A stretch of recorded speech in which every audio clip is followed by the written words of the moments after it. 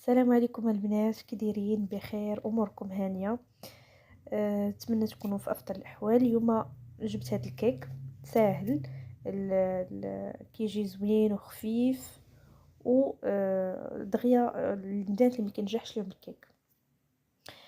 هنا عندي واحد الكاس ديال السنيده دايره في هذا البانيو، وغادي ندير ليه 4 ديال البيضات، وممكن تجوز 3 د البيضات على حساب المول الا كان عندكم صغير، وعلى حساب عاوتاني البيض.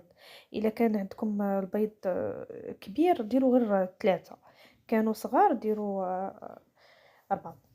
درت معهم واحد الساشي ديال الفاني وخلطتهم، وشويه ديال الملح، واحد القبيصه ديال الملح. صافي كنبقى نطرب، ولا ديروهم في الكاس ديال مونينيكس حتى هو، ولا تطربوها بحال هكا حتى كيتضاعف غير واحد شويه، ماشي كيطلعوا كاع، غير واحد شوي هكا. كنبقى نطرب، عاد نزيد باقي المكونات. كاس ديال الزيت ما عامرش، يعني كاس لاروب ديال الزيت، وعندي كاس ديال دانون، وهذاك الحك ديال دانون عمرته ما، وزدتو حتى هو ما بارد، ولا بغيتو تعوضوه بحليب، كاس حليب ديال العنبه، ولا كاس ولا ليمون، عصير الليمون.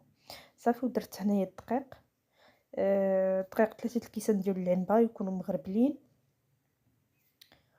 صافي وغادي نزيد عليهم 2 خمارات. كنبقى نخلط غير بهاد الطراب اليدوي، ولا كما قلت لكم راه ممكن ديروه في المونينكس، كاس ديال العصير ديال المونينكس، وتبقاو تخلطوا بحال هكا حتى تخلط مزيان. وغادي ندير واحد المعلقه ديال الخل. هاد المعلقه ديال الخل البنات شنو كدير؟ كتخلي الكيك يطلع، وحتى كتخلي حتى الكيك يجيك بيض من الداخل. الكيك ما كيجيكش صفر، كيجيك بيض. صافي البنات كتبقاو تخلطوه. شوفوا الخليط كيفاش كيجي، راه كيجي عاقد. آه، من سميتو النجاح الكيك ان تكون عاقده شويه.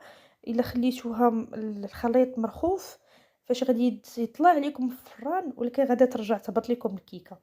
من اسباب الهبوط الكيكه انها كطيب وكتطفاو عليها وكتهبط، راه حيت الدقيق ماشي هو هذاك كامل. صافي البنات كنشوفها كنتكها بواحد هادو، نشوفها واش طايبه مزيان.